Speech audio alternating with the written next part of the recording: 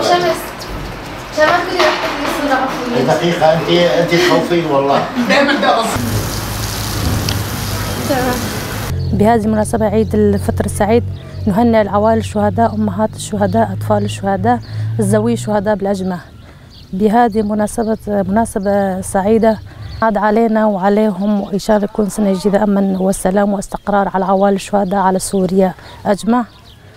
بهذه المناسبة السعيدة قمنا نحن مجلس عوائل الشهداء قمنا بالتنسيق مع مؤسسات المدنية وعسكرية. نحن تنظيم نظامنا 8 كومينات، سوينا على جروب 16 جروب، طلعنا على عوائل الشهداء، زورنا أطفال الشهداء نطمن عليهم. ونحن كرئاسة مشتركة أول زيارتنا طلعنا على المركز كوكب الطفولة أطفال الشهداء، عيطناهم. برنامجنا نحن لسه ماشيين على برنامجنا من نزور أطفال الشهداء عوائل الشهداء بالأجمع مدينة كامل. إن شاء الله ينعاد علينا وعليهم بالصحة والعافية، يكون سنة جديدة أمن واستقرار على سوريا على عوائل الشهداء أجمع، وكل عام وأنتم بخير.